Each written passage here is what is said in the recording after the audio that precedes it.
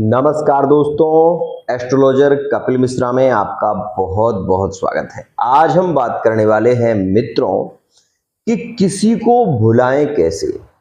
किसी ने आपको धोखा दिया है तो उस व्यक्ति को आप अपने दिल से कैसे निकालेंगे। आज मैं ये बताने वाला हूं कि कोई व्यक्ति जिसे आप दिल से चाहते थे, जिसके लिए आपने अपने जीवन का एक बहुत बड़ा हिस्सा गवा दिया, उस व्यक्ति ने आपको धोखा दिया, तो उसको आप कैसे भुला सकते हो। आज का वीडियो मोस्ट इम्पोर्टेंट है मित्रों। आज मैं आपको वो चीजें बताने वाला हूं जो आपके लिए मोस्ट इम्पोर्टेंट रहने वाली है। जब हम किसी से प्रेम करते हैं, जब हम किसी को चाहते हैं तो दिल से चाहते हैं, दिल से उसके लिए हम बहुत कुछ करते हैं, लेकिन वही व्यक्ति जब हमारे प्रेम को नहीं समझता, जब हमें धोखा दे देता है, तो उस स्थिति में उस व्यक्ति को भुलाना हमारे लिए बहुत ही ज़्यादा मुश्किल हो जाता है। मित्रों, आज मैं आपको ऐसी कुछ टिप्स बताऊंगा जिनको करने से आप उस व्यक्ति को पूरी तरीके से भूल पाओगे।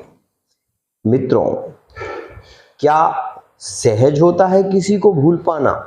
नहीं, लेकिन जब आप अपने मन को मजबूत करोगे तो सहज हो जाएगा किसी को भी भुलाना। गीता का एक वाक्य है मित्रों, विशेष रूप से हमारे शास्त्रों में भी इसका वर्णन है कि मन ही एव मनुष्याणाम कारणम बंध मोक्षयो। मन से जो चीज जुड़ी हो और वो दिल से जुड़ जाए तो व्यक्ति उस चीज का चिंतन जब ज्यादा करता है तो उसको भुलाना मुश्किल हो जाता है। मित्रों, मैं आपको एक विशेष बात बताना चाहूंगा। आपको ये पता है, कभी कभी आपने बस में सफर किया होगा।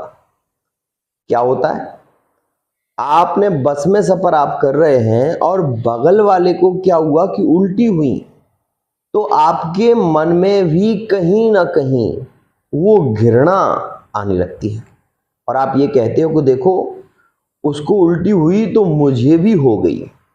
क्यों? क्योंकि आपने उसको महसूस किया, आपको अंदर से घृणा हुई, और जब आपको अंदर से घृणा हुई तो आपको भी उल्टी होने लगी। आपने कभी ये सोचा है कि जब व्यक्ति उल्टी करता है तो वो कैसा होता है? वमन। हमारे शास्त्र में एक बहुत अच्छी बात कही है, हमारे राजेंद्र दास जी भी, गुरु जी भी इसको कहते हैं कि अगर किसी से घृणा करना चाहते हो तो उसे वमन के समान समझो, मतलब उसे उल्टी के समान समझो, तो आप उसको भूल सकते हो।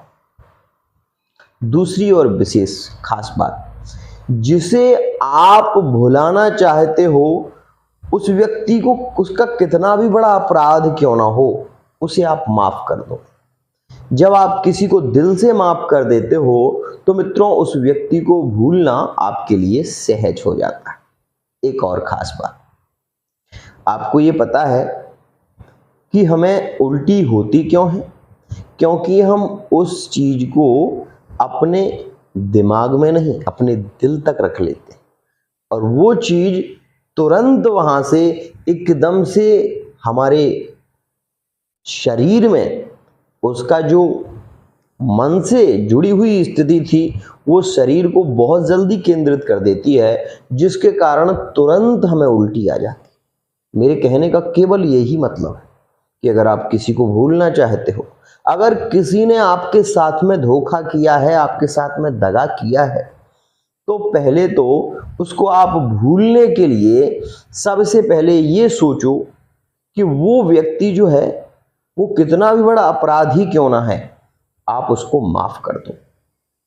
दूसरी और बेहद खास बात मित्रों, किसी को भूलने के लिए ज्यादातर आप अपने मन में एक थीम बनाओ, अपने मन में एक विशेष रूप से एक थीम बनाओ कि अरे वो ऐसा ही था, बस आप उसको जाने दो, आप उसको ये सोच लो कि उसने जो किया वो मेरे कर्म में लिखा हुआ था, मेरा प्रारब्ध था, मुझे भोगना था।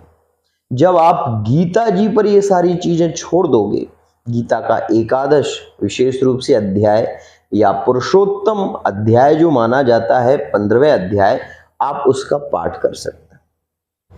एक और बात, एक मंत्र है, अगर आप इसका जप करोगे तो 1000% मैं आपसे कह रहा हूं कि आप किसी को भी भूल सकते हो, लेकिन बस उसके प्रति आपको विशेष रूप से एक तो उसको माफ कर देना है। अगर वो तब भी आप उसको नहीं भुला पा रहे हो तो आप उससे घृणा करो, और घृणा करो बमन के समान। मतलब बमन कहते हैं उल्टी को। आप ये समझो वो व्यक्ति याद आ रहा है मानो उल्टी सी हो रही, और उल्टी कैसी होती है उसको जब आप अपने दिल में सोचोगे तो आपको उससे अपने आप घृणा होने लगेगी। ये मैं आपको मोस्ट पॉइंट बता रहा हूं। दूसरी और बेहद खास बात, ये मंत्र जो है वो अत्यंत श्रेष्ठ है, भगवत प्राप्ति कराने वाला है। श्री कृष्णाय वासुदेवाय हरे परमात्मने प्रणत क्लेश नाशाय गोविंदाय नमो नमः। इसका भावार्थ क्या है इसे समझिएगा मित्रों। इसमें है प्रणत क्लेश नाशाय गोविंदाय नमो नमः। श्री राधा और कृष्ण के चरणों में अब मेरा ये जीवन समर्पित है, इसका यह भावार्थ है।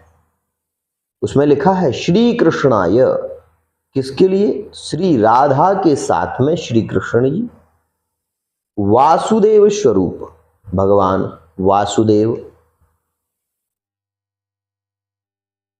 उनके उन दोनों के चरणों में मेरा बारंबार नमन।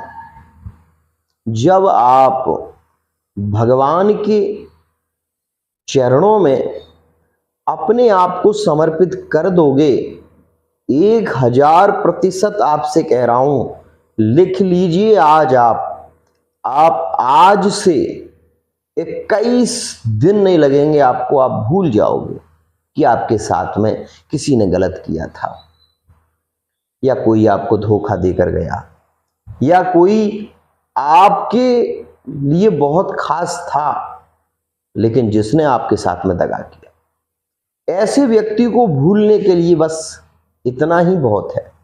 लेकिन उसके बाद भी यदि आप नहीं भूल पा रहे हो तो मित्रों आप अपने जीवन का बहुत बड़ा हिस्सा गंवा रहे हो, क्योंकि यह मंत्र शाश्वत प्राप्ति कराने वाला है।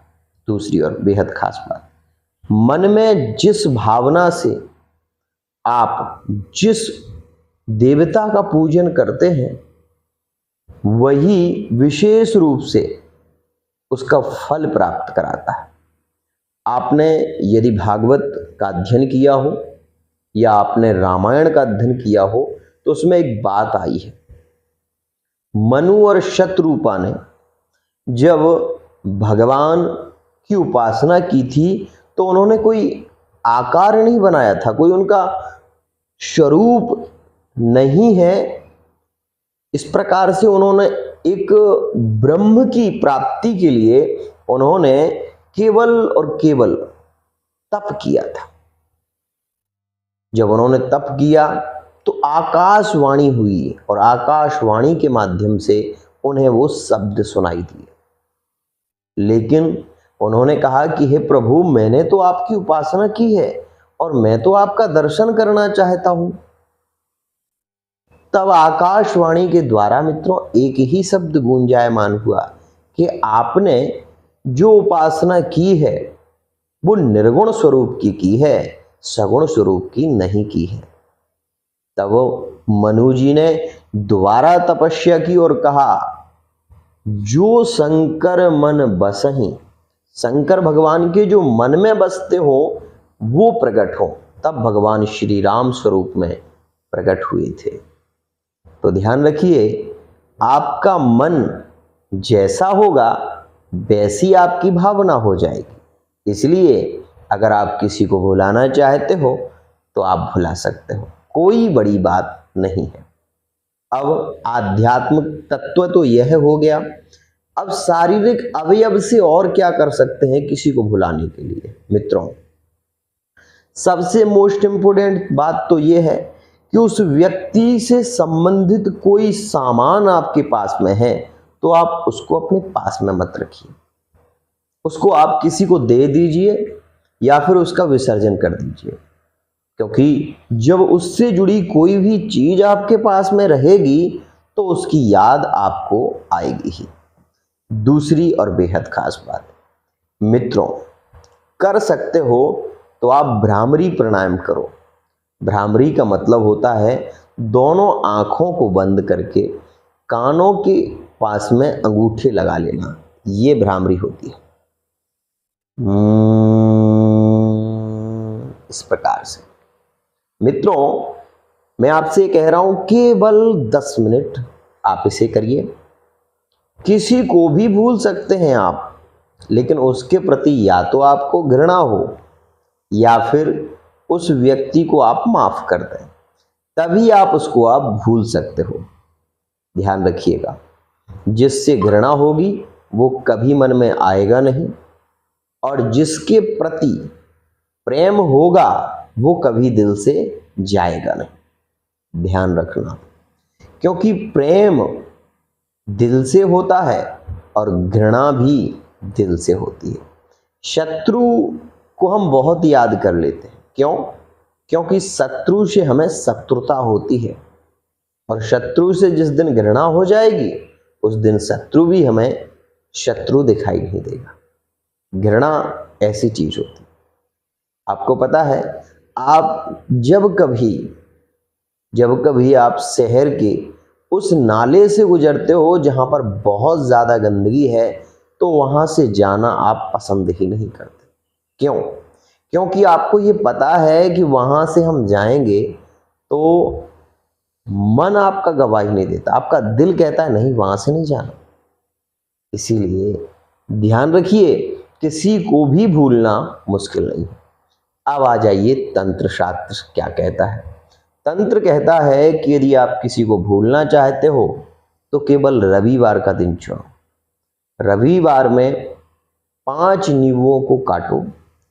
काटने के बाद उस व्यक्ति का ध्यान करो जो कि विशेष रूप से आपको धोखा देकर गया है, और ध्यान करने के बाद एक एक लौंगे आप विशेष रूप से फूल के साथ में उन लौंगों को आप नींबू में लगाकर, नींबू का मतलब एक कली में लगाइए, और कली में लगाकर उस पर थोड़ा थोड़ा सा सिंदूर डाल दीजिए।